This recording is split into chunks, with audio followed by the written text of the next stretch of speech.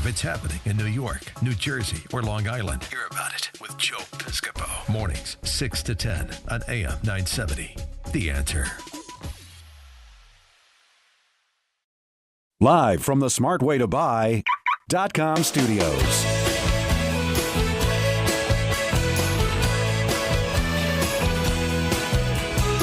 Good morning, Jersey Joe on the radio. Heather McDonald is a fellow at the Manhattan Institute. Heather, welcome, first of all. Do you say fellow? Can I say gal? I guess fellow. I like gal. I like gal. Gal. I like fellow, too, and I like guys. I am not offended if everybody says guys. So. You are great. You deal with it straight, and you are so on the money. And let me just compliment you on your book, The War on Cops. On this book, how the new attack on law and order makes everyone less safe. We are proponents of law enforcement. We have family who is law enforcement. They are the first line of defense in this world, a war on terror. And so thank you for stepping up for the cops across the United States of America. Well, thank you. They deserve a voice, and nobody understands what they go through in trying to bring safety to the millions of law-abiding residents of high-crime areas. Heather, you can't do a domestic violence call now. If you're an officer of law, and if I had a son, and we have my cousin Paulie's kids, you go to domestic violence. You got to wear a virtual flak outfit, like a SWAT outfit to go make a domestic violence call, because God forbid anymore. Well, they are subjected to more hatred. A Chicago cop told me he's never encountered so much hatred in his 19 years on the job. It's basically an undoable job now, thanks to the Black Lives Matter movement, which has created so much animosity on the streets. And cops backed off of the type of proactive policing that saves lives, and crime went through the roof in high-crime neighborhoods. How do you stop that rhetoric? Well, Trump and Jeff Sessions have stopped it, thank heavens. And the press is so obsessed with the resistance that they're not going through the same false narrative that we've got a racist police force and we're living through an epidemic of racially biased police shootings.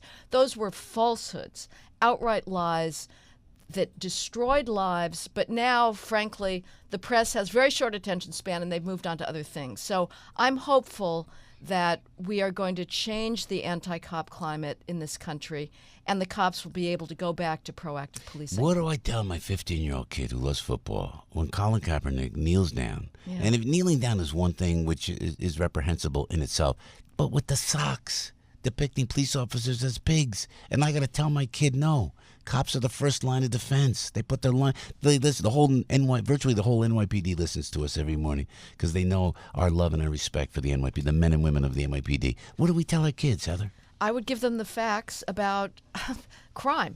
It is crime and just extraordinary levels of victimization that are sending cops to minority neighborhoods. Race has nothing to do with it. You can go to the New York CompStat session where they're debating police strategies, talking about are the commanders keeping those neighborhoods as safe as they possibly can. Race doesn't come up. What comes up is who's been shot overnight, who's been robbed, and what are the cops going to do about it? And as long as the rates of victimization remain as high as they are, for instance, blacks in New York, in the country, are killed at 6 times the rate of whites and Hispanics combined. That is a civil rights problem. Yeah. And until that changes, and the reason that is because blacks commit homicide at 8 times the rate of whites and Hispanics combined. Well, God forbid you say that. Well, you've got to. Yeah. And you know what? Police chiefs are also too scared to say it. Yeah. So they allow their cops to take the criticism without stepping up to the plate and saying, let me tell you about, in New York City, for example, blacks are 23% of the population. They commit 71% of all shootings. Add Hispanic shootings to black shootings, and you account for 98% of all shootings in New York City. Yeah. Whites commit less than 2%, they're 34%. That means every time the cops are called on a shots fired call, they're being called to a minority neighborhood on behalf of a minority victim. The cops don't control that. They don't wish it, but it is the reality of crime. Yeah. And we're blaming the cops. They're the messenger for something that we don't want to understand. Heather McDonald speaking the truth. So you got to listen. You're just giving objective statistics here. These are federal statistics and city statistics. And not accusing any one race, religion, or color or anything. These are statistics. As I always say, when they go after the police, and I've made my mission in the last 25 years helping at-risk children, and I see how the government and how political officials have neglected the at-risk community. And I think sometimes those are the tenets, I talk about it on the radio, Heather, could be the tenets of socialism: enable those who need you, makes you more powerful, puts the politicians in power. Sure. The fact why there is a difficulty on why they say it, and I hear people arbitrarily sing it in songs, and they talk about it, how the police violence. Fix the area, fix the neighborhood, go back in and go to the root of the matter, go to the root of the problem. Yes, yeah, that's what you're saying. Yeah. I mean, let's look at the data again. Sorry to throw out some numbers, but again, okay. This narrative has to be countered with numbers because they are controlling it. In Chicago last year, there were 4,300 people shot. Virtually all black. Unthinkable. Unthinkable if there'd be 4,300 white people shot. There'd be a revolution.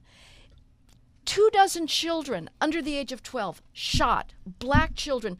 Black Lives Matter, silent. Where Didn't show are they? up. Where are and they you know when that how happened? many people the cops shot? 25, virtually all armed and dangerous. That's 0.5% of all shooting victims in Chicago.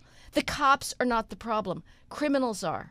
Listen to Heather McDonald. Also, check out Heather McDonald. Google Heather McDonald, The War on Cops. You had a brilliant column on the Me Too movement, Heather, and have said in some ways that what we're seeing is a response to a rejection of traditional values. Absolutely. We are seeing a nervous breakdown of sexual liberation. It turns out that females don't really have the same response to sex. They don't have the same type of libido as males. Sexual liberation denied that. Feminism denied that. And now, when you have these situations like the Aziz Ansari case, that is viewed as a normal date, except for the fact that Grace was sort of unhappy. Look at this. They've said 10 words to each other, maybe, if we're lucky. Walk into the apartment, and the assumption is that they immediately have their clothes off, and they're giving each other oral sex. This is what sexual liberation gave us. Both conservatives and liberals are saying, well, why didn't she say no? She just say no. Well, that's a nice response. It'd be good if she said no. But what our culture does not understand is that sex is complicated, and it's difficult for females in certain situations to say no because sex is complicated. Traditional values used to hold My face red? that you wouldn't know any of this. You would never violate traditional values. I know, Joe. You're a gentleman. Oh, please. I'm there such are a no dork. more gentlemen, though. We've been told that gentlemen are sexist and patriarchal. So Aziz doesn't have to be a sexist. Yeah, I am. I'm just so I don't understand someone being aggressive in a relationship. I've said this before, but I've seen pictures of myself. I'm on stage singing. This is the best, and my hands are up, and I'm mic in hand. And girls will come up, or ladies will come up and hug you, and they'll put their face against you. And it's a celebration of a corporate event, and we're having a great time. Mm-hmm. God forbid. Should I stop doing that? Right. Are we all going to get into trouble for doing that? Has it gotten out of control now? Well, it is out of control. I think the ultimate agenda here is to disappear males. And you're going to see a lot more quotas for females. The hysteria has run very high. And the only solution, again, is to move the default for premarital sex back to no, so females don't have to negotiate with the male libido every time they're confronting somebody who's very aggressive. But now the default is yes. It's good for you guys, Wait. It's explain. good for you guys. How The is it good default for is us yes. there? Because females, in a situation where the default is assumed, if you're a college co-ed, You've heard about this alleged campus rape epidemic? Yeah. Phony. Really? Don't believe it. Stop. Phony. It is not going on. Guess who's pouring into colleges every year at ever higher numbers, beating down the doors to get in? Females. If there was a campus rape epidemic, there would have been a movement years ago to create single-sex schools, to change admissions criterion. Baby boomer mothers we're supposed to believe are sending their educated daughters into a rape scene that's higher than anything experienced in an African civil war. Yeah. It's ludicrous. Yeah. But what is going on is these drunken hookups where it is assumed that, of course, you're going to have sex, and girls have a hard time saying no, and they regret it afterwards, and they cry rape. What's the end game, and who's putting out all this false information then? Well, it's an entire complex. It's the feminist industrial complex in academia that claims that we live under a patriarchy. This is the least patriarchal society in human history. In case you've not noticed, females can go around dressed however they want. Yeah. There's no burqas. Yeah. There's not Yeah. a single Yeah. institution that is not trying to hire and promote as many females as possible. Yep. As a white male, you're doomed. I can get hired any place I want. There are gender quotas promoting. Look at Google. A white male got fired at Google last year for suggesting that the reason that females are not proportionally represented at Google may not be sexism. It may be preference. Yeah. It may be that females don't spend 2 a.m. on a Saturday night coding in a filthy room with cold pizza all around. That's not their lifestyle.